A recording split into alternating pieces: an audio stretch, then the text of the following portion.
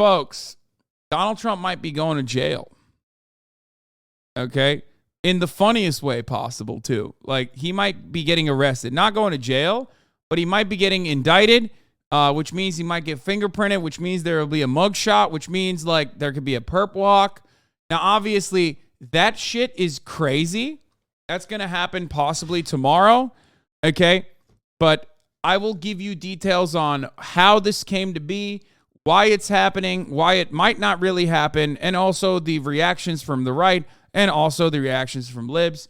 But I think I speak for all of us when I say that it would be wonderful content, so I really, really, really hope it happens. Like, oh my fucking God, the excitement, dude. I don't give a shit. I don't give a shit. The reasons as to why he's going to jail are completely irrelevant to me. The reasons why he's being brought up on charges or might be indicted are completely irrelevant to me in general, because, like, you know, they're kind of bullshit. Like, I'll be honest. They're not like the worst thing he's done. But let's be real. He has a long laundry list of reasons as to why he should be in jail. Okay, so this is the funniest one to actually throw him in some kind of like, involuntary hold, paying hush money for Stormy Daniels and trying to quiet her. But of course, Trump is going to do what Trump does. What does that mean? Well, what do I mean by that? What I mean by that is Donald Trump is like very openly trying to game the system once again.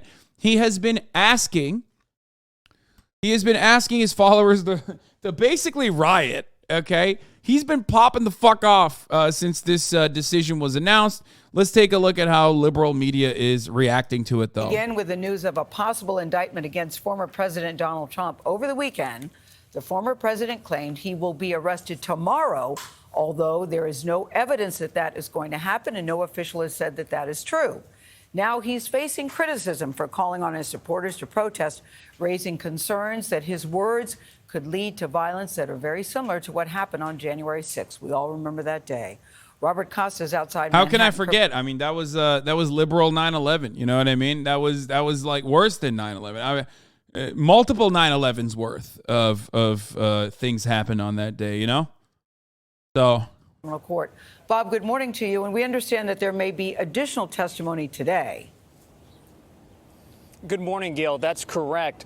The CBS News has learned that the grand jury may hear today from an additional witness, Bob Costello, a former legal advisor to Michael Cohen, a key witness in this investigation. We're told that Mr. Costello might question the credibility of Mr. Cohen, and this all comes after the fallout over the weekend from former President Trump's comments. This is selective prosecution. If I were President Trump, I'd take this all the way to the damn Supreme Court. Former President Donald Trump and his allies on the political and legal warpath over the weekend as Trump faces down a possible indictment in Manhattan criminal court. On Saturday, Trump claimed he will be arrested on Tuesday of next week and urged his supporters to protest and take our nation back. He then urged in a follow-up, "We must save America. Protest, protest, protest." Like, he went all caps on this one, and you kind of know where he's going. If he's going all caps, you know shit's popping off. Also, what a fucking ugly-ass PFP, Jesus Christ. So, this DA is a George Soros-backed DA, and he's also a thug, is what Donald Trump called him. And also an anti-white racist. You guys understand what's going on, right? I mean, he's black, okay? I right? Isn't that? Yeah, he's just. I mean, you know, it's not exactly subtle. Like when you call a black DA an anti-white racist and a thug, okay? Oh, he called him an animal too. So. You know what's going on. Yeah, oh yeah, he said the T word. He said the T word and he said the A word. He called him an animal and a thug. So, you know what's going on. Okay? So it's so crazy that the best they could get him on was a misdemeanor, honestly embarrassing. Yeah, well, it's not embarrassing. It's more so expected because remember, we talk about this all the time. This system is designed to protect the wealthy, okay? These laws are created in a way to shelter the wealthy from any kind of legal scrutiny whatsoever. So for that reason, especially if you are like, capitulating to the needs of the wealthy, like Donald Trump certainly did with his massive tax cuts and whatnot, they're not gonna turn around and fucking punish him. You know what I mean? You're not punishing the guy who gave the fattest tax cuts since Ronald Reagan to corporations and to the extremely wealthy in this country. It's not happening, right? So the irony of this is that, like, you got a DA that, wants to make a name for themselves or whatever. So they're utilizing the Stormy Daniels case to make some waves. Do I think this is all that serious? Abso-fucking-lutely not. Do I still think that it'll make great content if it did happen? Abso-fucking-lutely yes. I am fully in support, okay, of what is happening here, regardless of the fact that I am also fully aware that this is like literally the tiniest thing that you could nab Donald Trump on, okay? Maybe even better that it's a super tiny thing, because that adds to the juxtaposition. That's really pissing people off, okay? So yeah, let's keep going. CBS News has learned that some Trump allies privately debated over his call for protests. We're going to walk down to the Capitol. Since it has echoes of Trump's call for protests on January 6, 2021, the day the Capitol was attacked. In response to Trump's post, Manhattan District Attorney Alvin Bragg told colleagues in an email that safety is the top priority, and we do not tolerate attempts to intimidate our office or threaten the rule of law. But they are definitely doing that. Like, Trump is definitely doing that. Ironic because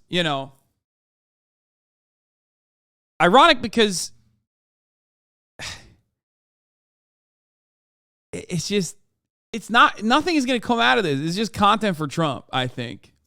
That's my speculation. Because it's, one, a tiny, minuscule charge, not as significant. It has already galvanized every single Republican, even like not never Trumpers, but like people who want to run in opposition to Donald Trump. Central Committee brought up a side point about not only Mike Pence, but also DeSantis too. I was going to talk about Mike Pence myself. One side point is the fact that DeSantis is rushing to Trump's defense is proof that he's a loser cuck with 0% of winning the Republican nomination. If the shoe was on the other foot, Trump would be calling DeSantis a criminal and going all in, bashing him. Yes, but also no. Here's what I mean by this, okay?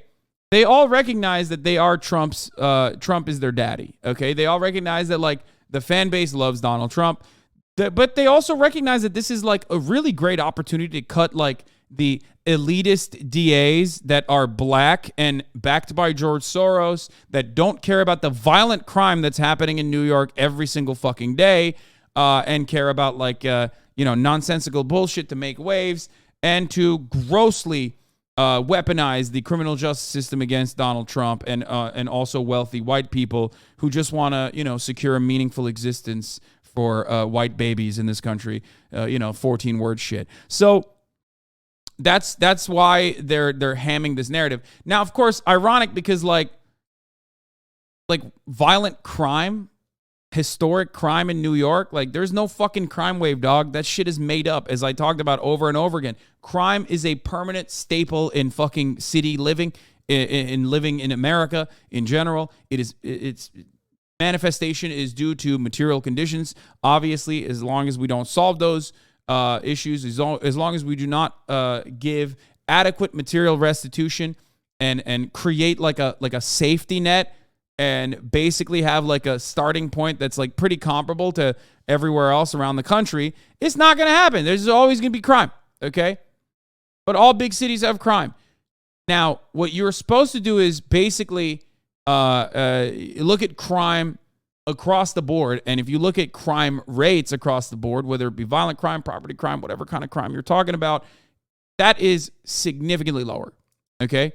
It's just significantly lower than like 2 decades ago, and it's been consistently getting lower and lower and lower. So this notion that like crime is historically high is ridiculous. It's just absolutely fucking ridiculous. It's like literally globally low too. It's not even just New York City. And if you look at the historic New York City crime data, the cops themselves release crime statistics. And if you look at the historic data from, let's look at the major felony offenses, right? 2,630 murder, non-negligible manslaughter. Oh, total 7 major felony, 184 down to 126,000. Okay, like this is from 2000 to 2022. All crime is lower in comparison. If you go back to the fucking 90s, that number is even higher. Okay, so all crime is technically lower than it was 20 years ago, lower than it was 10 years ago, lower than it was, especially lower than it was when it was at its peak. Okay? Why is crime going down if income inequality is increasing? Well, because when income inequality is increasing, if you successfully fucking push every single poor person away in the most violent means away from cities, okay? That's one reason how crime can technically get lower. The other is no more lead in your gasoline, okay? Because you have no way to describe. I mean, this is all speculation, okay? But there's basically no way to attribute almost a global fucking a global decline in crime rates other than something that touches everyone. You know what I mean? Lead poisoning in your paint, lead poisoning in your gas, lead poisoning in general. That's like a big part of it. Anyway. And yet the New York Dems ran on a rampant crime wave narrative. Fucking worthless libs in New York pushing a conservative talking point. Exactly.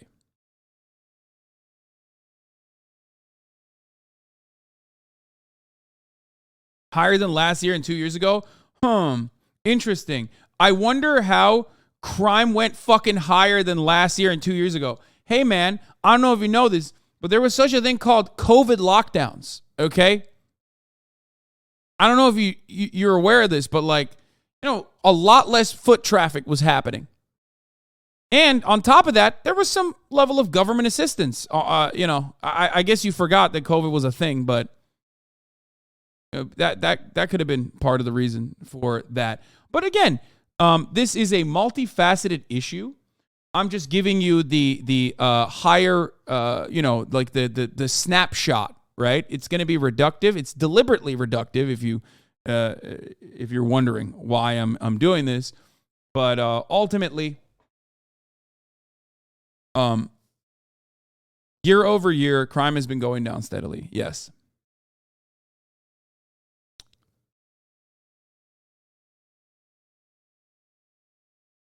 I'll come back later. This fuckery is too much for International World Happiness Day. Okay.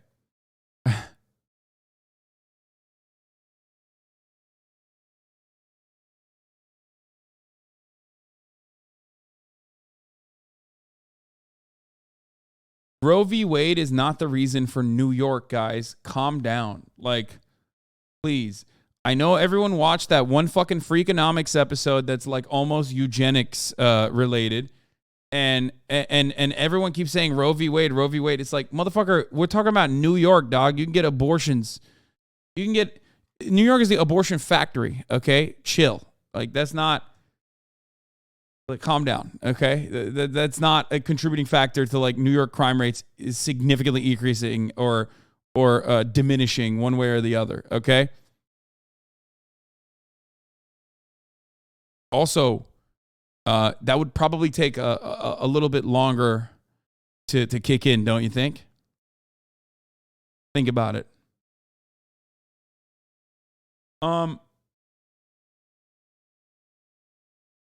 Anyway, regardless, where were we? Okay, so yeah, crime has increased. Okay, crime has increased in New York for sure. Post-COVID boom for murder and also other major felony offenses, right? And that's going to come with the territory with income inequality in general. Why are you vehemently arguing that it's not Roe v. Wade when there are many people here telling you the opposite? What? It's literally abortion. Legalizing abortion led to crime rates dropping worldwide. I think it's important to bang on reproductive justice. Okay. The reason why I'm not banging on the legalizing abortion drum is because it's like a little bit.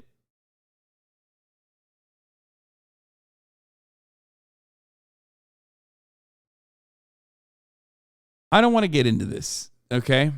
I'm not going to have this conversation. It's not one instance. It might have played a part in it, but it's like you're making an argument that like criminalizing abortion again is increasing crime when it would take, 18 to 20 fucking years for the crime rate to increase. This is the part of the conversation that I'm talking about where abortion would not have been a consideration anyway, because we're talking about New York, and the evisceration of Roe v. Wade protections is not important for New York, because your clinics are protected in New York. Okay, this is a state by state problem. Unless you literally think like in New York they have genuine abortion restrictions, and also in New York 1-year-olds that were born after COVID are doing property crime, like they're doing grand larceny. Okay, this part of the conversation I'm talking about, it doesn't make sense. Also, it's a bit of a eugenics argument, and I don't like it anyway. Okay, for that reason, it's giving eugenicists sweaty. Increases crime because people will illegally kill the babies. Yeah. It's called the Terrible Twos for a reason. Yeah, it's the Terrible Twos because it's called the Terrible Twos because they're doing like crazy shit. They're doing grand larceny.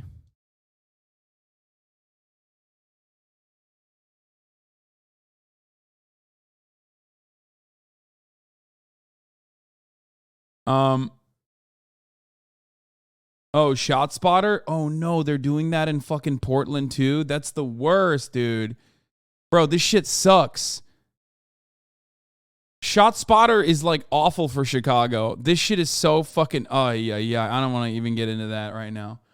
Oh no, of course they're trying to get that shit installed in Portland. So liberal, right?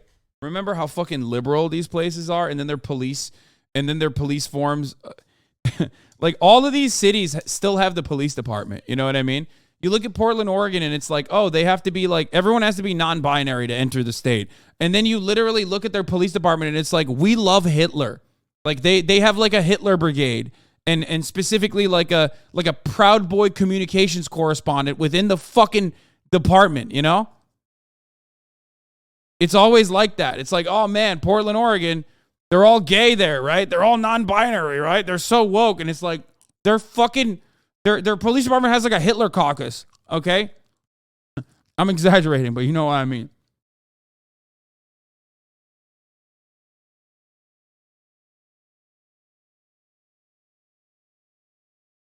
The part where the Portland Police Department actually communicates with the Proud Boys, when the Proud Boys are like, whenever there's like a Proud Boy with an arrest warrant out for themselves, by the way, isn't a lie. That is not an exaggeration.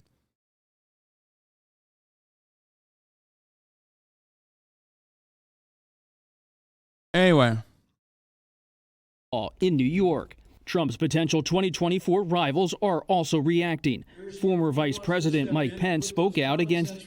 He's a bitch. They're all bitches, dude. They can't even use this to their advantage. They're all such bitches. Like, Trump has the entirety of the Republican Party by the fucking balls, okay? I'm telling you. They got nothing. They got no riz. They got no fucking riz.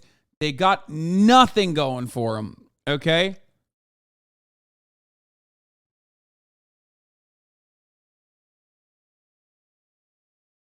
any possible indictment in this case. It just feels like a politically charged prosecution here. And even some Republican critics of Trump say it could play to his political advantage. A lot of the Democrats have misplayed this in terms of building sympathy for the former president. The Manhattan District Attorney is investigating alleged hush money payments made to adult film star Stormy Daniels on Trump's behalf by his former attorney Michael Cohen at a crucial moment in the 2016 campaign.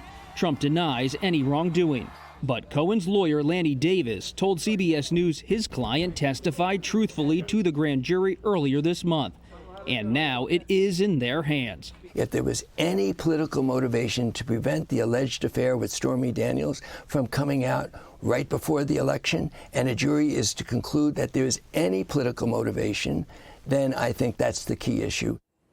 I mean, of course, dude. Yes, I'm sorry. This is definitely political. Like, anyone that says that this is not like a political thing is silly. But like, I don't even give a shit at this point. It is just funny and it's awesome. And I am totally on board with it. I know a lot of people are going to turn around and say, oh my God, Hasan, how dare you? This is going to like improve Trump's numbers. Yeah, it will. For sure.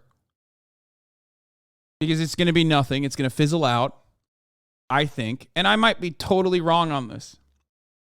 Okay? Do I give a shit?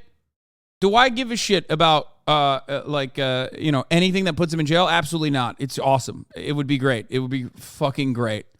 Okay? It would be great. He deserves to be in jail. Most American politicians deserve to be in jail. Okay? So if you're the president, like, yeah, that definitely means you too.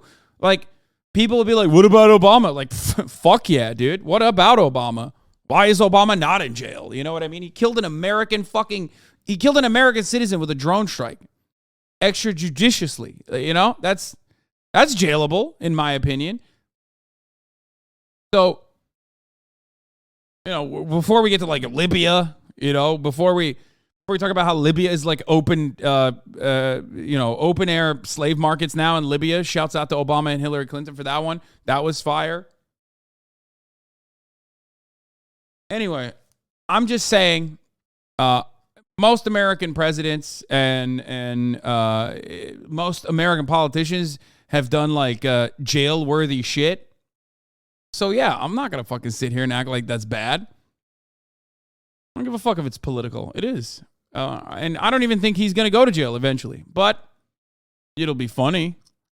It'll be funny to perp walk him. It'll be really funny when the right wing gets agitated.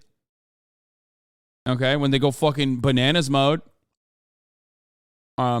These guys look for victimhood more than anything else. There's nothing that, especially like relatively well off, middle America, small business owning, Republican white guys, or just Republicans in general. There's nothing more they love than being perceived as a victim. So this gives them an opportunity to say, oh, they're coming after the whites, okay? They're coming after the white savior, which means like, you know, they're going to come after us next. So they can like cut the narrative that like they're just being prosecuted for existing or some shit, right? And it'll be funny. Trump's lawyer, Joe Tacopina, tells CBS News that if charged, the Trump legal team will be very aggressive in combating the indictment and questioning its credibility and scope. They will also question the credibility of Michael Cohen, who was once charged with lying to Congress. Michael Cohen, though, will be here in New York today as a possible rebuttal witness before the grand jury. Gail. Anyway, so let's hear it. Trump was chirping, too. He said he was expected to be arrested in a New York grand jury probe. Ricky Kleeman joins us now. By the way, there's no evidence that he will. Like, that's not... Just want to point something out here. When the FBI raided Mar-a-Lago on that fateful evening a couple months ago that we all forgot about, that was a big deal. But you know who made it a big deal? Donald Trump did. Okay? The FBI asked time and time again to be like, hey, can you please cooperate with us? We know you have additional classified documents. I don't even know why you're trying to keep them. Is it possible to take them back? They said over and over again, please, can we get this shit back? Okay, and Donald Trump was like, yeah, you got it. I gave it to you. I gave you everything. But he didn't give him everything. And he kept them for some fucking reason. And we still don't know why he tried to keep them, right? And the FBI was like, okay, well, we got to go in and seize these documents now, right? Remember, that same shit happened to Mike Pence recently. Same shit happened to Joe Brandon recently. And it didn't make the waves. Why? Is it because those guys are loved by the media? Well, maybe a little bit. Liberal media does love both of these guys and hails them as heroes. But the main reason is because they fucking cooperated with the DOJ. That's it. They cooperated. They cooperated with the Department of Justice. And they were like, yeah, please take all the documents. Sorry, didn't know that was the case. Donald Trump, on the other hand, turned it into a content opportunity to be like, they're coming after me once again, folks. They're coming after me once again. And that's it. So he's doing the same thing in a way here. At the table, Ricky, I see people on both sides of the aisle rolling their eyes about this. Most people believe he had the... He said, anybody else here like Trump? Brother, you are in the most pro-Trump community you ever could find, okay? We don't like Trump. We love Trump around these parts, okay? All of us. Fair. Most people believe the money has been paid. Michael Cohen has certainly talked about it repeatedly. So how strong is the case and why is it coming about now? Well, we have to remember, as the district attorney would tell us, the law is the law, and whoever violates it should be prosecuted. No matter how long it takes? No matter how long it takes, as long as it is within the statute of limitations. However, is it unusual in 2023 to look back to a case in 2016 when Michael Cohen, the main person who is the witness in this case, pled guilty in 2018? And keep in mind, the Southern District of New York, the federal government, passed on going forward against Donald Trump when he left the presidency. The Federal Election Commission passed. So now we have a new sovereign in the state who says, it doesn't matter. I have the right to enforce the law in New York County. And here I see not only falsification of business records, which are misdemeanors. For the record, I think like there's an infinitely more valid RICO that Fannie Willis has against Donald Trump in the state of Georgia over the phone call, the perfect phone call that he had. I think that's a significantly more valid reason to fucking arrest him. You know, maybe she should worry more about that instead of fucking arresting everyone that's ever rapped under, YSL's label, right? That's just me. I don't know. But there's two different RICO cases right now. One is it's pronounced Fawny. Okay, whatever. I don't care. I don't like her. Okay. Yeah, free sex, free thug, all that good shit. Regardless. My point is she also has a RICO case against Donald Trump, and it's a solid one in my opinion. That is actually a infinitely more significant RICO case against Donald Trump than this one, which is like the hush money one, which is like a misdemeanor kind of. Misdemeanors. Bro, don't start with that shit. YSL was definitely murdering people. Yeah, like as a treat, you know, they listen, as a treat. As a treat.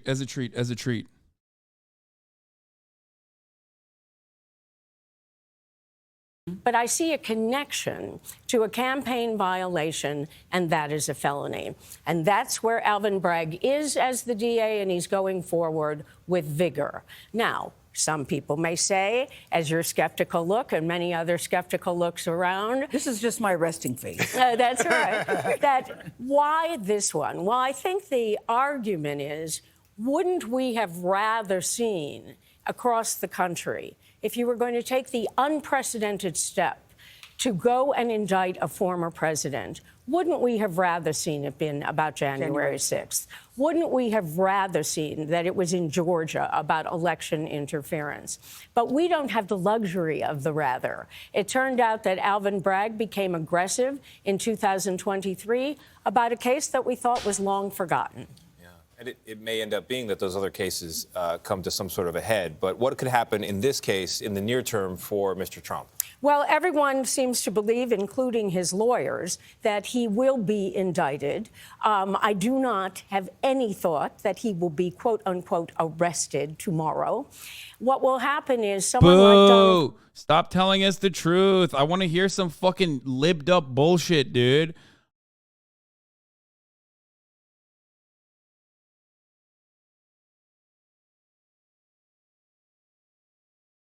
Big boy gamer man, thank you for the 5, get the subs. I want to see, I want to see the real good shit. I want him to go, yeah, he's definitely going to jail for sure. Like, that sick freak. He's going to be locked up in a maximum security prison. You know what I mean? Trump, former president. Yeah, he's going to outrun the cops. That's what I want. Which, by the way, that is one angle that Trump is going for as well, which they have not mentioned yet. But like, one of the things that he tweeted was about how it would be impossible for the police to like arrest him. Basically, he was talking about how, oh my God, wait, let me see if I can find the tweets. Do you guys have any of the tweets ready to go, fired up? Because there was one where he like basically tweeted about. Trump basically tweeted about how, like, I am the number one cop lover. I am the number one cop lover in America, okay? And the fact that, like, the New York Police Department, you know, went out of their way to promote me and to issue me. If you send me the Tim Dillon tweet one more fucking time while I'm literally covering something else, I'm going to put you into orbit, okay? I'll put you through a fucking wall! Stop!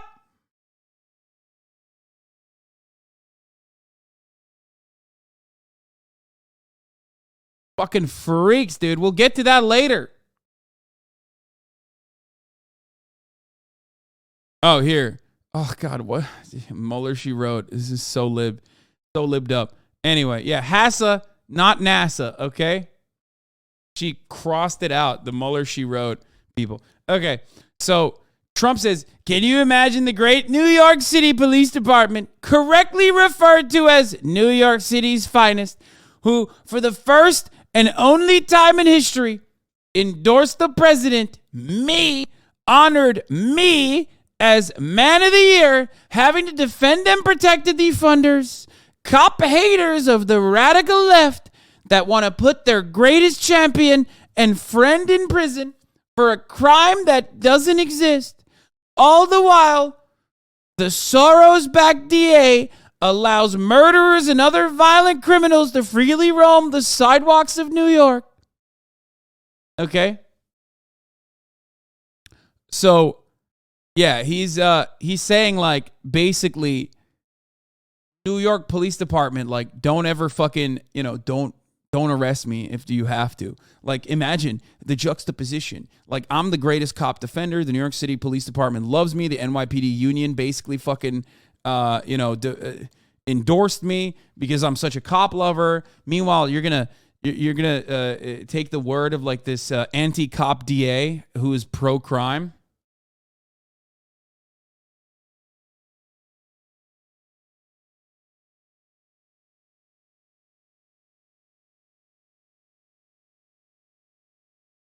It's not going to happen.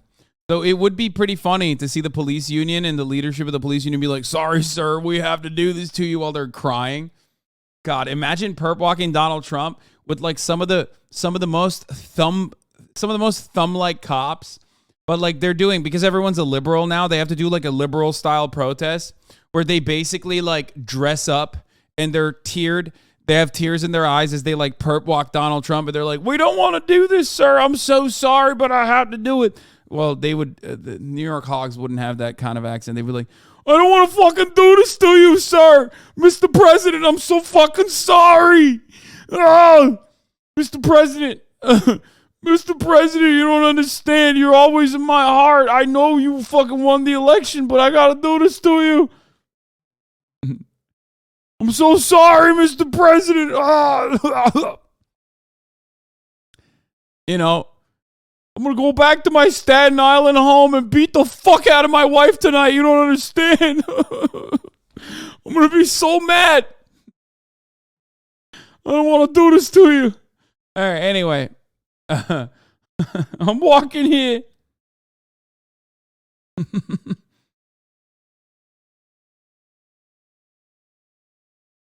When the Punisher becomes the punished? Yeah. Ay, ay, ay. Good stuff all around. You understand why this is such a fun, exciting opportunity, right? A white-collar crime, he will get to self-surrender. And he will get to do that because of the safety concerns here, which are monumental because of his safety, the DA's safety, everyone's safety. But he is protected by Secret Service. And Secret Service is not going to parade him in handcuffs on a public way. He may go to an undisclosed location. He may go to the courthouse. I expect it to happen soon, but not tomorrow.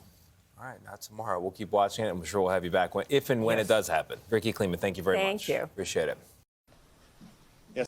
Anyway, so here's Ron the Stinky, okay? Ron the Poopy Pants, Ron the Piss Pants, Ron Meatball Ron, okay? Here he is trying to fucking, communicate in this unique predicament, communicate that he is, still very much a fan of the Trump coalition, but also simultaneously trying to fucking say, whatever. He's trying to do whatever he can here, okay? But, it's a really, really shitty situation for him. It's hard. How do you differentiate yourself from Donald Trump when your entire career or any sort of notoriety that you gained revolves around you copying Trump's shit, okay? It's not going to happen. Let's hear what he has to do here. All he can do is fucking just do the finger point. That's all he's got. He's got nothing else. Yes, ma'am. Hi, Megan from the Florida Standard. We wanted to know what your thoughts are on the rumored Trump indictment and if you have any role in it. If charges are brought on him, will you have any role in extradition to New York? Thank you. I've seen rumors swirl. I have not seen any facts yet, and so I don't know what's going to happen. But I do know this, the Manhattan District Attorney is a Soros-funded prosecutor. And so he, like other Soros-funded prosecutors, they weaponize their office to impose a political agenda on society at the expense of the rule of law and public safety. He has downgraded over 50% of the felonies to misdemeanors. He says he doesn't want to even have jail time for the vast, vast majority of crimes. And what we've seen in Manhattan is we've seen the crime rate go up, and we've seen... literally every single person that's running against Trump is using his lines, okay? Bar for bar. Verbatim. Do you understand? Mike Pence said the exact same shit. This is literally just a carbon copy of what Trump wrote, okay? With just less pizzazz. That's it. And it's not going to happen for you, dog. You're not getting anything if all you can pump out is Trump's entire fucking flow, copied a harder than Drake stole from XXXTentacion, okay? Just bar for bar, word for word, okay? And he's got better flow than you. It's just not going to happen. Citizens become less safe. And so you're talking about this situation with, and look, I don't know what goes into paying hush money to a porn star to secure silence over some type of alleged affair. I can't speak to that. But what I can speak to is that if you have a prosecutor who is ignoring crimes happening every single day in his jurisdiction, and he chooses to go back many, many years ago to try to use... He just said he's George Soros back. He didn't even allude. Did I miss it? Did he even allude to the fact that he is the DA is black, or that he's a thug? He didn't call him a thug. He didn't call him an animal. You know what I mean? See, that's what I'm saying. Trump is just fucking bullhorning it. Okay. Ron DeSantis, on the other hand, is not even going super racist with it. Okay. You're wrong. DeSantis says everything hogs love, but without the deranged rambling. They love that this guy seems more rational so they can spit in liberals' faces.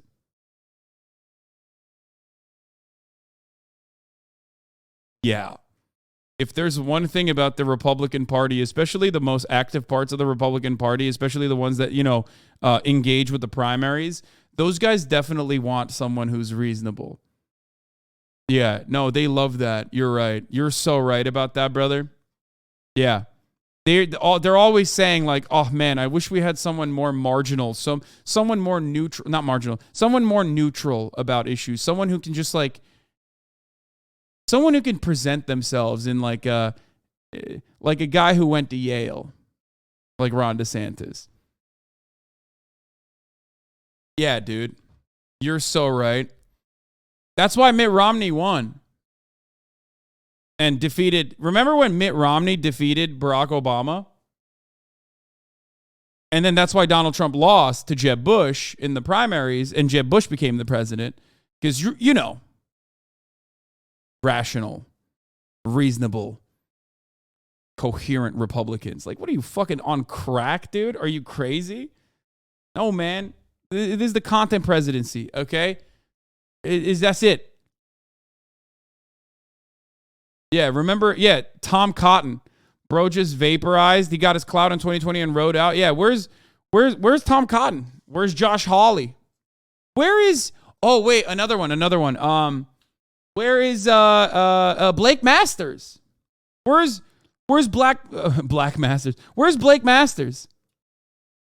What happened to that guy? You know, these guys are so incredibly coherent. What happened to them? Do something about porn star hush money payments. You know, that's an example of pursuing a political agenda and weaponizing the office. And I think that that's fundamentally wrong. I also think it's important to point out when you're talking about these Soros-funded prosecutors, yes, they may do a high-profile politicized prosecution, and that's bad, but the real victims are ordinary New Yorkers. On the one hand, you say Trump went too far with the racism sentiment and lost a lot of normie voters. But on the other hand, you say DeSantis can't win because he isn't Trump. Which one is it? I just wanted some clarification. Welcome to the most significant party, the most significant problem facing the Republican Party's future prospects in the United States of America. You have arrived at the heart of the conundrum. That is literally the problem. You have an incredibly active primary voter base that is looking for unhinged sickos, okay?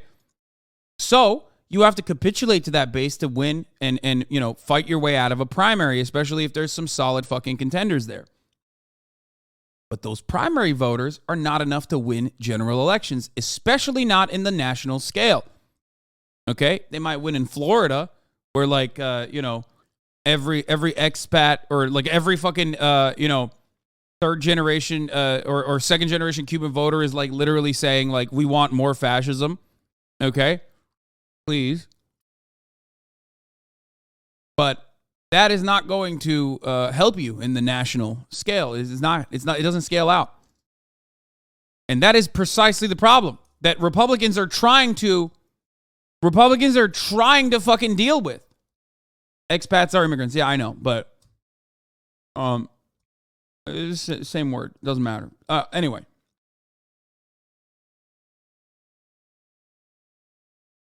They are, unfortunately, victim to their own success because their success basically relies on being increasingly more brutal with no immediate material restitution. So if you push the culture war button too fucking hard, you might get a lot of benefits out of it like Donald Trump did. Okay, you might galvanize the base. You might get like psychotic supporters. But that level of polarization is going to, you know, scare off the moderate Republican voters who are just like, I just want a tax cut, dog. Shut the fuck up with this shit. Right? I just want you to kill homeless people. You know what I mean? Like, what is this other stuff? Like, I don't give a fuck about like baby vaginas and penises. Okay? Stop telling me about children's genitalia all the fucking time. Right? Don't throw Haas. That's like literally the fucking Matt Walsh Republican Party extremely online rhetoric is all children's genitalia. That's all they fucking talk about. And they're unhinged. That's what they do. And it's gross as fuck to constantly talk about it. We know, but can you stop bringing it up? Fuck. No, I can't. Not when I'm literally talking about the one instance where this is all some of these unhinged, you know, neck-bearded, mouth-breathing fucking weirdos can talk about. So anyway, yeah, they're scaring the hoes. So the problem is much larger than like Ron DeSantis in general. Ron DeSantis is just the perfect way to capture. Ron DeSantis and Donald Trump and the ongoing battle internally within the Republican Party is a battle that is much larger, is what I mean.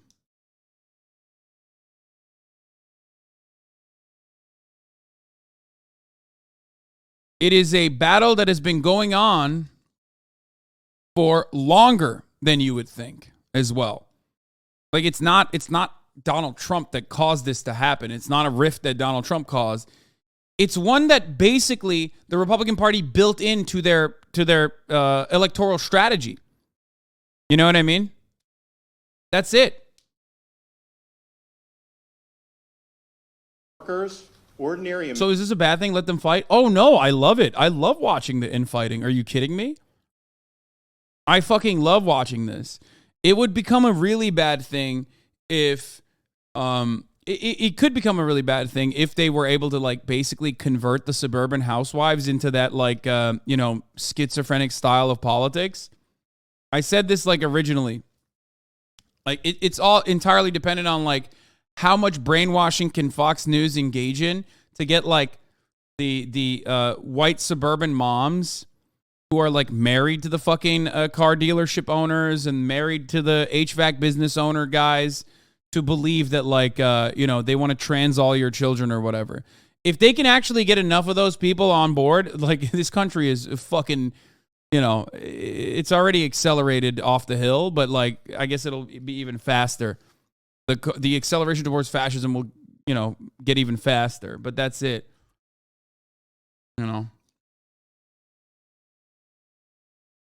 DeSantis is literally the kid named Finger. I don't even know what this Turk is saying right here. But yeah, that's the situation. That's the predicament. What am I saying? Predicament. I can't even talk today. I'm having a hard time with my words. I apologize. Americans in all these different jurisdictions, that they get victimized every day because of the reckless political agenda that these Soros DAs bring to their job. They ignore crime and they empower criminals, and that hurts people. Hurts a lot of people. But he's got no riz. He's got no charisma. Every single day.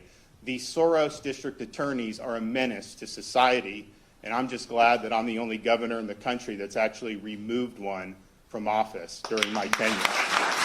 Yeah. Oh man, the Soros governors, dude. That's the biggest threat to society. The Soros DAs.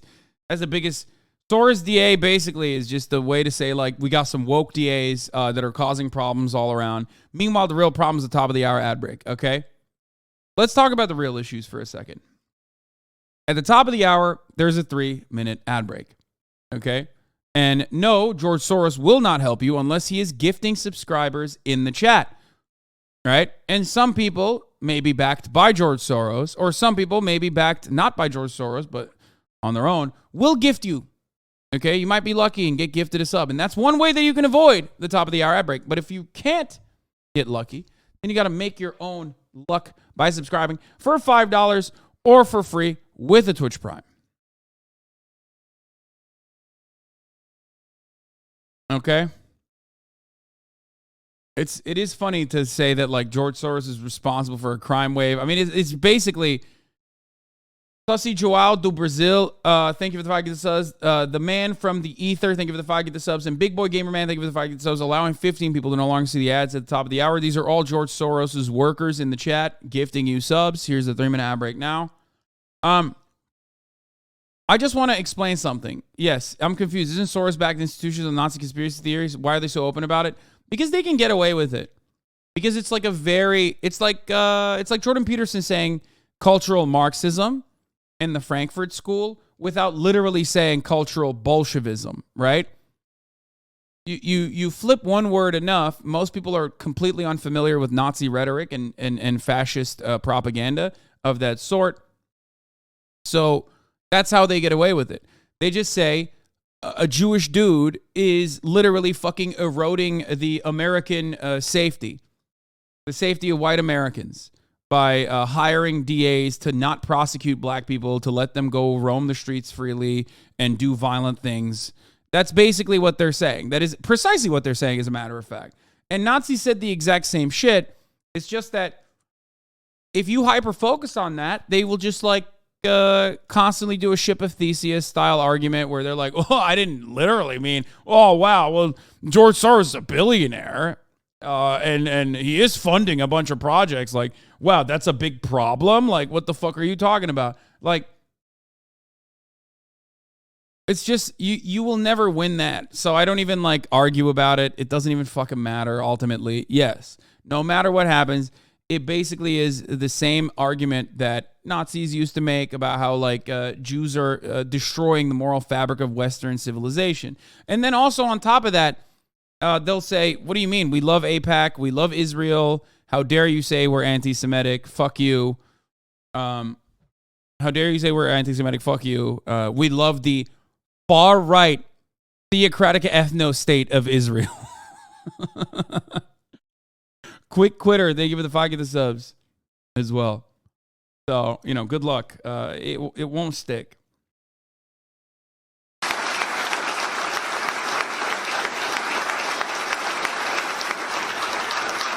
And in terms of we are not involved in this, won't be involved in this.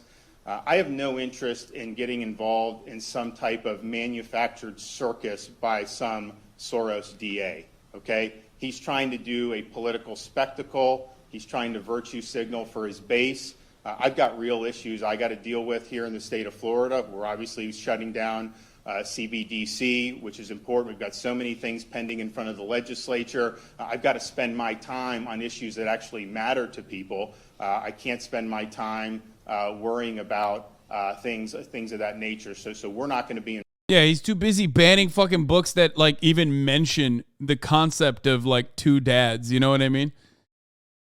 Guys, he's got real issues. You know what I mean? Like wokeness to combat. Okay. Involved in it in any way. I'm fighting for Floridians, and I'm fighting back against Biden. That's what I do every single day. Just moments ago. Yeah. Oh, Putin went to Mariupol. We're going to talk about that as well. But before we get to that, like I said, are you enjoying the show? Refill your popcorn. You will love this next part. I love these fucking dumbass Trump posts. This post was fact-checked by the real American patriots. DeSantis goes so light on Trump. Meanwhile, Trump on DeSantis. Trump deleted a Truth Social post attacking Ron DeSantis for partying with students when he was a teacher, which temporarily made everyone think, wow, did he think he went too far? He then reposted it, but added that the girls were underage. He even threw a photo in this time. Ron will probably find out about this sometime in the future when he's unfairly and illegally attacked by a woman or possibly a man with false accusations. He said, you're gay. He called him a gay pedophile? Dude, that's awesome. No way. Yeah. He's going crazy with it, dude. Projection? Nah, Trump is not gay. Trump is asexual, 100%. I will ride or die for that. I genuinely think Trump is disgusted by sex. I think he is he's not even ace. He just literally thinks it's the most disgusting thing you can do.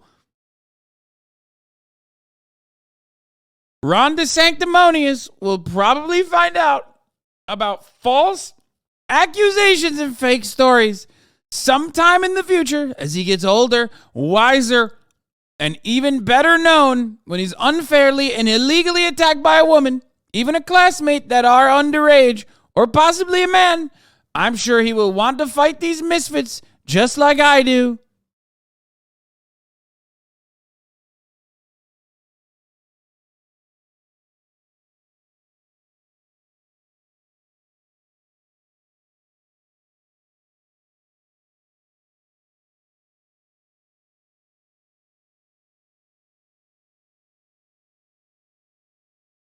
Anyway, he's Like, I mean, this is fire. Like, undeniable. Kyle Driver, thank you for the 5. Get the subs. It's undeniable that this is crazy. He's doing it. He's bouldering. Now, what was Trump's response to that? New Florida Governor Ron DeSantis mocks Trump in his first response to the likely indictment. Look, I don't know what goes into paying hush money to a porn star to secure silence over some type of alleged affair. I can't speak to that. Yeah. Trump's response to Ron is calling him a gay pedophile while simultaneously making it seem like he's, on his side. Okay. Meanwhile, Ron DeSantis is like, oh, yeah, don't come after Trump, but also simultaneously don't know how to deal with hush money for porn stars. How this has been. Oh, my God, this is awesome. Real America's Voice, Charlie Kirk. Let's hear. Whenever I have an issue, whenever I watch something that's going on in the news, I'm like, what does Charlie Kirk and Alan Dershowitz have to say about this particular matter? Okay? They're the goats. They are the reasonable minds. I cannot wait to hear what they have to say about Trump being arrested potentially. You talk about how this is bigger than Trump, about if you're able to do this to political opponents and dissidents, it sets bad precedent, it allows prosecutors to go above and beyond, and it actually makes us less free. Without a doubt. There was a South American dictator who said, for my friends, everything, for my enemies, the law. You can use the law to get anybody, as Justice Jackson said, or as the KGB had said, show me the man and I'll find you the crime. This is the worst example in my 60 years of practicing criminal law, of targeting somebody for prosecution and then rummaging through the books, giving people immunity and trying to concoct a crime that doesn't exist. And if this is allowed to succeed, none of our liberties is safe. Today it's a Republican who's a target. Tomorrow it's a Democrat. And the day after tomorrow, it's your Uncle Charlie or your nephew or your niece. Mm-hmm. There'd be no limits on what prosecutors can do to their political enemies. And they're going to do it to people who are running against them for DA next.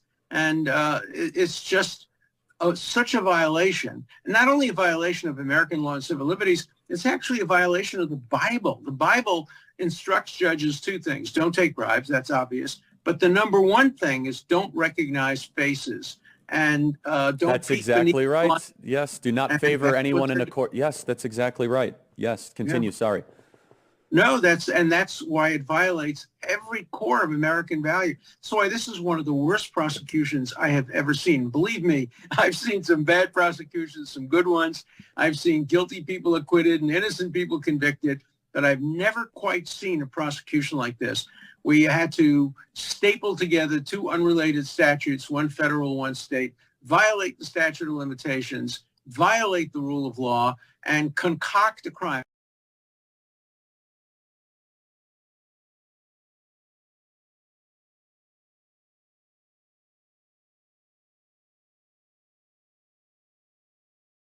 Aw, no repeat on that? That's a bummer.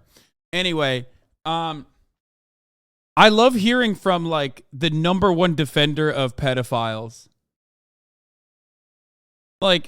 Just anytime I'm thinking there's an ongoing issue, okay? I'm like, who to ask? Oh, the number 1 defender of pedophiles. It's so wild that Fox News simultaneously tries to cater to the QAnon fan base, okay? And then they also turn around and have Alan Dershowitz on. Tucker Carlson has Alan Dershowitz on all the fucking time. Alan Dershowitz defended successfully Jeffrey motherfucking Epstein. He also even wrote articles about how there is a constitutional way to lower the age of consent. That's crazy. He was hanging out with Jeffrey Epstein all the fucking time. And yet every conservative is save the children, save the children. If you're gay in the vicinity of a child, if you're gay and you adopted a child, you're a pedophile. Literally that's the fucking guy. That's the guy you have on every fucking week, dude. Come on, man.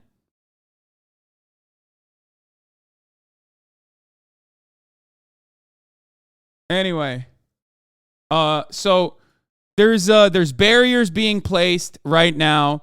A quick update: pro-Trump influencers are trying to organize anti-indictment rallies tonight. One in New York City and one at Mar-a-Lago, mostly on Telegram. Trump fans are mostly telling each other not to go, saying it's a Fed trap. This mirrors most pro-Trump protest failures since January 6th.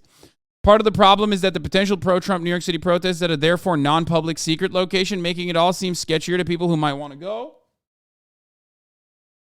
You have to sign up to an email list to find it, and it's supposed to start in less than 4 hours. The other issue is that like they are scared. The January 6th like indictments actually made them scared of legal scrutiny because it was like a wake-up call for them. You know what I mean? Like, it literally was a wake-up call for them. They were like, what? Like, I could actually face legal scrutiny if I film myself breaking into fucking the Senate? You know what I mean? So that was like a big moment for them. A big moment, like a wake-up call for them. Fuck, man. I love this. I love this so much. Overall, great stuff. Just wonderful stuff. From what I understand, one of the protests, the one in Mar-a-Lago specifically, they want to build a barrier around, like a human shield around Mar-a-Lago.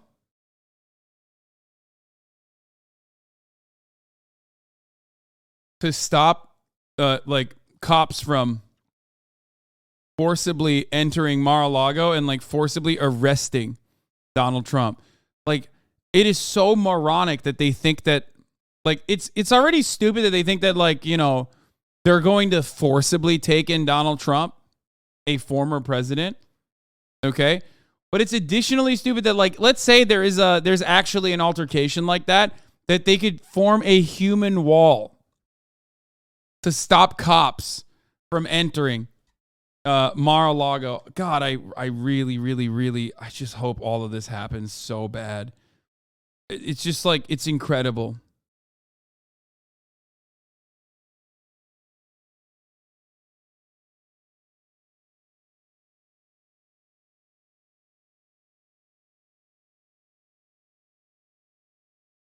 Awesome.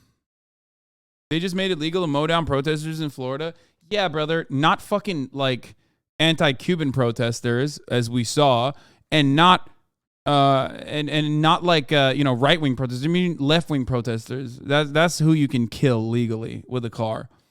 Anyway, here's the role that the Secret Service might play in the possible Trump arrest, as an ex-agent explains. Lawyer Richard Painter and CNN law enforcement analyst and former Secret Service agent Jonathan Wackrow. Richard, I just want to start with you, counselor, here, because Paula was talking about this. What we're seeing, or not seeing, but know about at the grand jury today feels unusual because a grand jury investigation, by definition, is run by the prosecutors. The defense lawyer is not even in the room. So how will the questioning of Robert Costello even go today? Well, we don't know what's going to happen and what he's going to say to the grand jury. This investigation has been going on for years. I submitted a amicus brief to the U.S. Supreme Court to allow the subpoenas to go forward from the Manhattan District Attorney's Office. And we don't know what's going to happen with the grand jury, but we should keep in mind that Michael Cohen was charged and convicted. Someone said AI guy. In connection with the payoffs to Stormy Daniels on behalf of individual number one. Well, that means that it's highly unusual for individual number one not also to be indicted. So I'd expect that to... Guys, stop making fun of Dick Painter, okay? He's a former White House ethics lawyer. Yeah, I'm surprised you guys are seeing him for the first time. He was like, didn't he make waves originally? Like when everyone was like libbing out about Donald Trump, he was like the original ethics guy who would like constantly be up Trump's ass. To happen sometime soon. How it will play out, I'm not sure.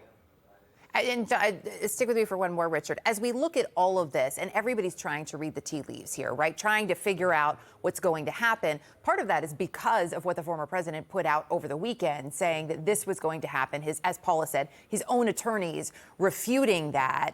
But the fact that this narrative is now out there, What does that do? How does that weigh on prosecutors at this point? How does that inform any decisions, if at all, knowing what could be coming in terms of a reaction? Well, Donald Trump is going to try to play this to rev up his base and cause unrest, but the prosecutors should continue to do their job. That's what prosecutors are there for. The problem is that the much more serious charges are in the hands of the Department of Justice. The charges for sedition and insurrection in connection with events after the 2020 election. And unfortunately, we have a situation where the district attorneys, both in New York and in Fulton County, Georgia, are far ahead of the Department of Justice, or at least appear to be far ahead of the Department of Justice in their investigations and handling grand juries and moving toward indictments without DOJ having taken action on the most serious charges. The sedition and insurrection charges would disqualify Donald Trump from public office under the 14th Amendment, Section 3. Those really should be the first charges to be brought. They should have been brought a long time ago. It's been over 2 years since the insurrection of January 6th. And unfortunately, without air support from the Department of Justice, the district attorneys are going to be subjected to very vicious attacks from Donald Trump and his supporters, which I believe could feed into more civil unrest. It's a very, very precarious situation right now. Jonathan, I want to bring you into this discussion because talk about unprecedented here. The possibility, and again, we don't know if it's going to happen, but the possibility of a former president being arrested raises all kinds of security concerns and processes that we've just never seen before. Yes, Trump called for protests over the weekend. There's that, and I'm sure there's security concerns there. What should we be looking for, and how will this even work? Which different agencies from the state, from the city, from the federal government might be involved with this? John, great question. And listen, there's a lot of uncertainty. We don't have line of sight of exactly what the prosecutors are doing right now, but we do have line of sight of what law enforcement is doing. And what they're doing is, with the backdrop of actions from January 6th, they're being hyper coordinated around their efforts. And those efforts are across multiple law enforcement entities, both at the state, local, and federal level. But what's really interesting, John, is that the roles and responsibilities around all of the different law enforcement entities that are involved are different. They have a different remit on how they're addressing this issue. And let me just quickly walk you through what we're looking at. The NYPD, right? They are in charge of maintaining civil order. So what they're going to do is they're going to be focused on the area around the courthouse, but also New York City at large, right? There are multiple areas where protests could spark at a moment's notice. And remember, NYPD has a dual role here. Protesters are individuals who are exercising their First Amendment rights, and they need to be protected in the execution of those rights. But NYPD is also keenly aware of any type of violent activity that they are going to be doing themselves because of how upset they are that Donald Trump is getting arrested, is what you should say if you are being honest. Because in the state of New York in general, the NYPD as an institution is like Donald Trump's most loyal soldiers, right? I mean, these guys are the number one hogs that love inside of New York City. If you want to find Trump supporters, the NYPD is the best place to go. Okay? Straight up. That's like that's the best place to find the most amount of Trump support. Stem from these protests. So they have a dual remit there on maintaining that civil order and protecting protesters. New York State court officers, they're the ones that are going to be protecting the courthouse, the physical building itself, again, from any type of activity. The FBI, they're involved. Why? Because they're monitoring for any types of violations of federal law by any of these protesters. They're looking for acts of potential domestic violence by extremists. So they're involved. Now you have the Secret Service, and the Secret Service playing an interesting role. Usually we see the Secret Service as a coordinating entity. They're the ones that usually come up with these security plans for rallies and speeches and any type of political event surrounding either a sitting or former president. But in this case, they're not. They are in a protective mode. They are viewing this as really an administrative movement where they have to protect Donald Trump from point A to point B, let him do his business before the court and leave. They are not playing that active role that we typically see them in. They're not providing the magnetometers at the courthouse. They're not providing the perimeter security that we typically see. Now, are they working with law enforcement partners? The answer is yes. They're going to be informed, but they are not the controlling entity, which is something rare that we typically don't see the Secret Service engage with. Jonathan, real quickly, how much, if at all, have the events of January 6th, what we saw unfold there, influenced the preparations that are likely underway at this point?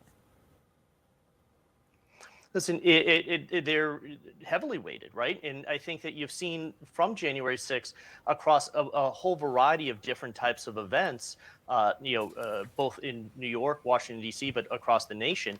Law enforcement is heavily reliant upon information sharing, intelligence, and preparedness. They have to be. They have to plan for every type of event. You know what I'm waiting for? Another really funny thing that I think will be awesome. Is like the MAGA communists and shit. I can't wait for those fucking weirdos to be like, Trump is just like Eugene Debs, like being arrested for being proletarian. Okay. I mean, that is if they know who Eugene Debs is. Like, I'm sure I'm giving half of those fucking weird losers like the opportunity to now cook up their own psychotic tweets, but like, good luck. You guys can make an argument similar to how like Trump is going to be running from prison just like Eugene Debs did, and maybe even Nelson Mandela if you want to get like real fucking vile with it, you know what I mean? Yeah, I can't wait. I can't wait for like Glenn Greenwald to like subtly make these weird, I mean, not that Glenn Greenwald is a MAGA communist, obviously not, but like I totally think that it'd be a really funny moment to be like, yeah, Trump is running from prison just like Eugene Debs did, because he's the real working class hero.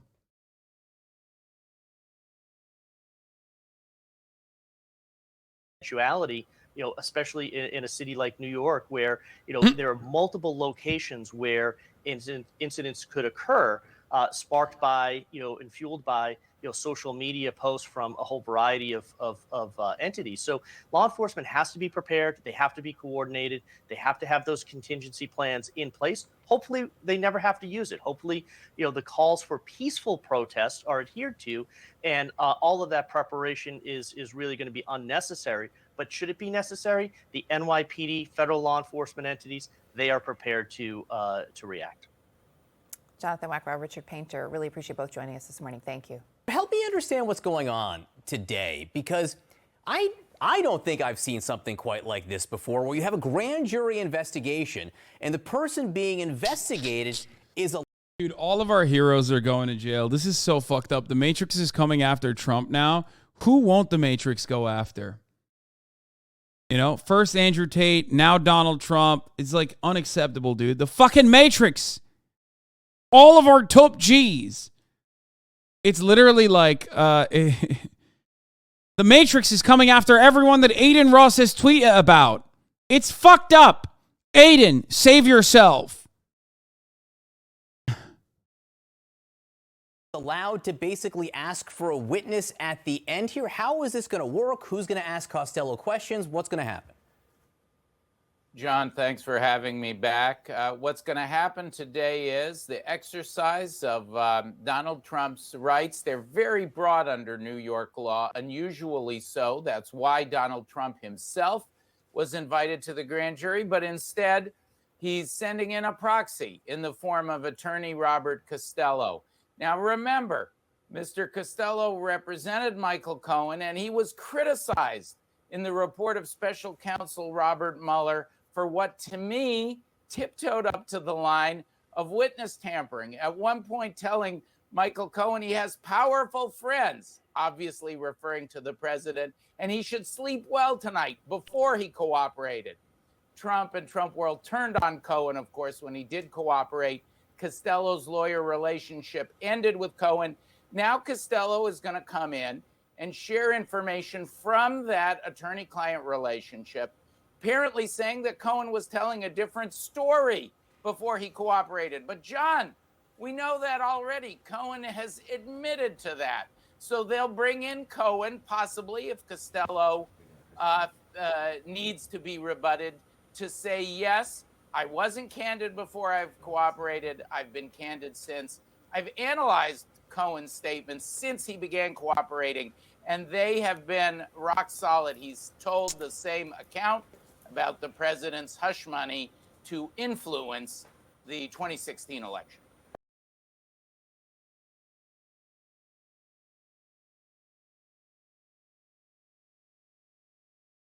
Michael Avenatti, you forgot about him? Yeah, I mean, for good reason, I hope. Oh my God. Isn't Michael Cohen a friend of the show? Didn't you go on Cohen's podcast? I did. I sure did. That is true. I went on Michael Cohen's podcast back in the day. Is technically a friend of the show. Avenatti 2024. Yeah, he's going to run from prison too.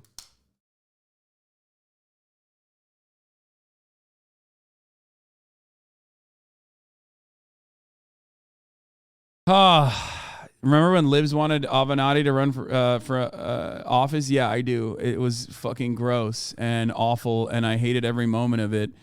And I routinely criticize liberals for that, even the Libs in my chat too. God, so many fucking memes, dude. So many incredible memes. Ay, ay, ay. Okay. So what else am I missing here? Is there any angle I haven't covered? I mean, I guess we haven't really talked about how the Republicans have been chirping about this as much. We kind of covered it from a liberal, the liberal perspective, but I do want to hear from the Republican perspective on this issue. Tomorrow's like Christmas for you. I mean, that's what libs are saying too. Liberals are basically saying that, you know, it's Christmas arrest, right?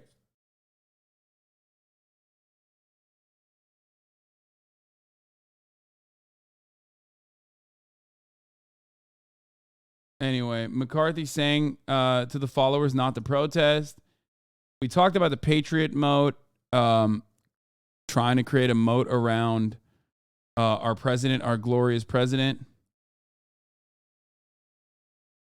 Marjorie Taylor Greene, along with Kevin McCarthy, is saying we do not protest we don't need to protest about the communist Democrats' plan to arrest President Trump and the political weaponization of our government election interference.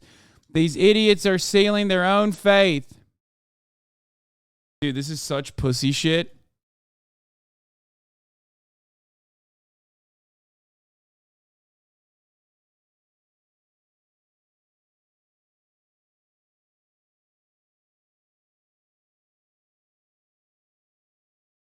Who has made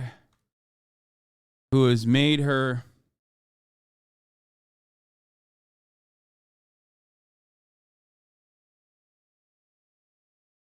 ambitions. She's slowly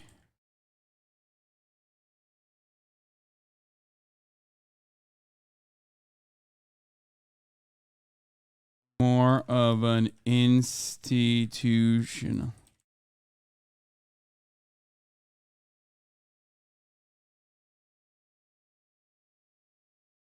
into power.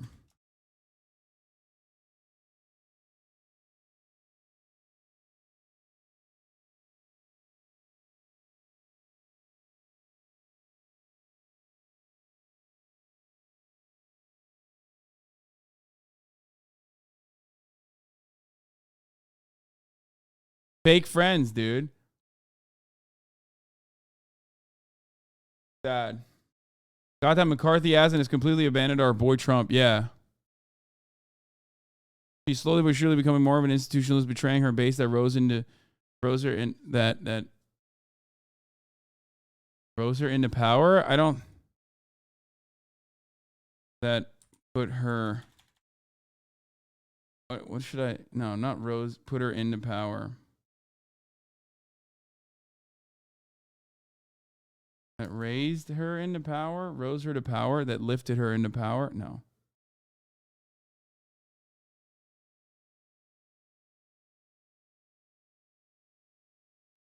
Power.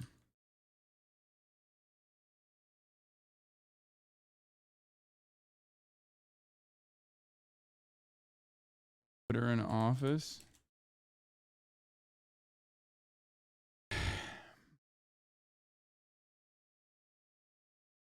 That's good.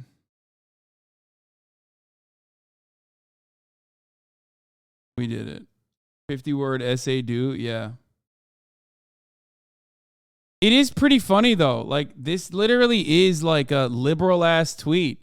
What do you mean we don't need to protest about the Communist Democrats' plan to arrest President Trump and political weaponization and our government and election interference? What can you protest on if you don't want to protest on this?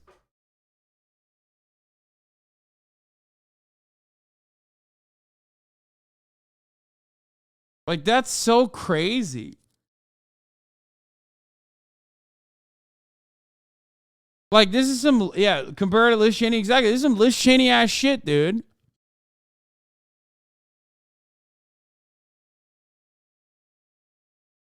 It's like, it's the same attitude that makes no sense when you think about it, like, with respect to QAnon, right? Where it's like, the Democrats are running like a child sex trafficking ring, but you shouldn't do anything about it? Like, what do you mean? Oh, what can we do about all of these, like, glaring, obvious disparities and you know, income inequality and all this shit? And then, like, also on top of that, the Democrats, like, eating babies and stuff. Oh, just don't do anything about it. Just vote. Liberals lose every time because they say that, right? You can't run on doing more stochastic terrorism and then literally get to a position of power and be like, yeah, I don't want to do stochastic terrorism anymore. Damn, Chris Hayes liked my tweet. Friend of the show.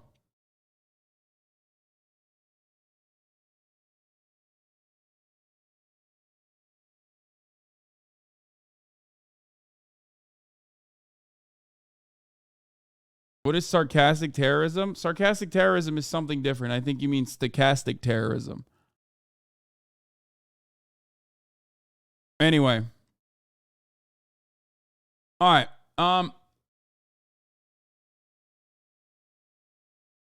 My man said sarcastic terrorism. There is some good news though. Oh, there's one here. This is what they're planning. The pro-Trump rally planned for tomorrow in Southern California is at the parking lot of an In-N-Out Burger. No, really.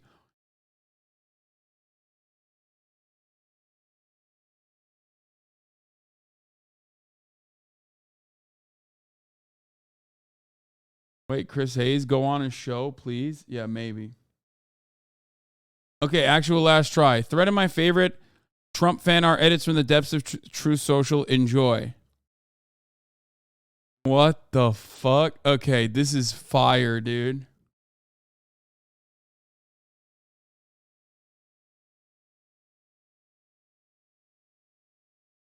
Let's look at this. I am your voice. I am your warrior. I am your justice. I am your retribution. Perhaps you could not in good conscience see the world burn. From Q Post 153, 14th of November, 2017. It's a yassified Donald Trump who never had this facial hair. I'm pretty sure this is not him. The chosen one. Oh my God. These people are so crazy. All patriots, stand united with Trump. We love you. It's time. I love him. I stand with him. Nothing will ever change that. It's time to take our country back. Dear Lord, please bless President Trump. Amen. Amen, brother.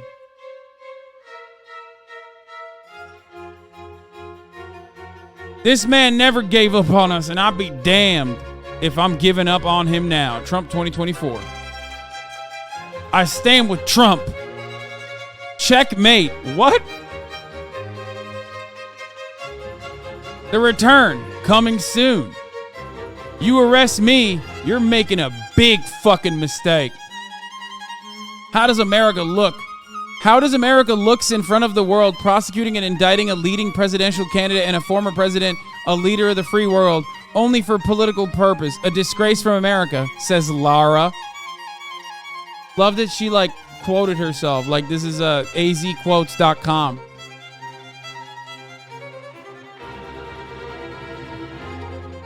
Also, I personally love that this is, the most subtle form of art you can get. It's a hazel eye crying a tear on an American face.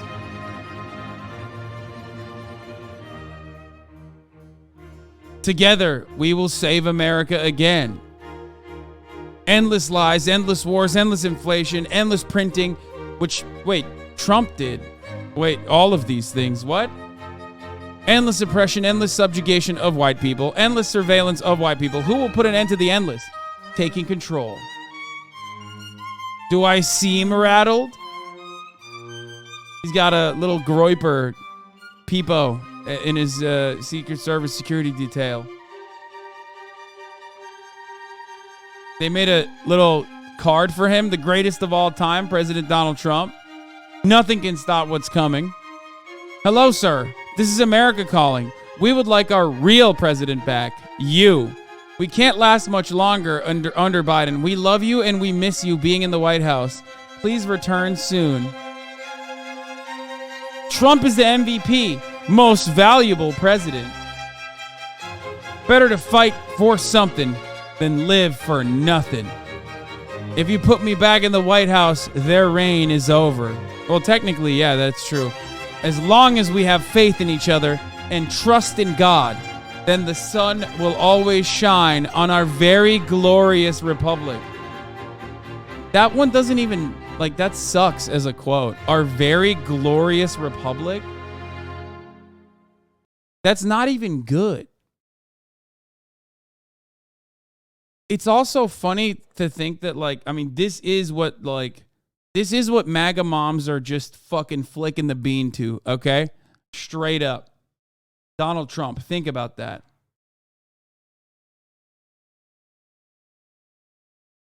Nothing gets a MAGA mom going like this shit, okay?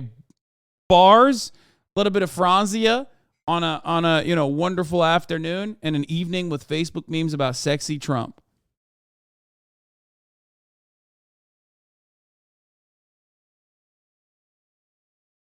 I don't want to think about that. Sometimes you have to. Yeah, real estate moms just going into town.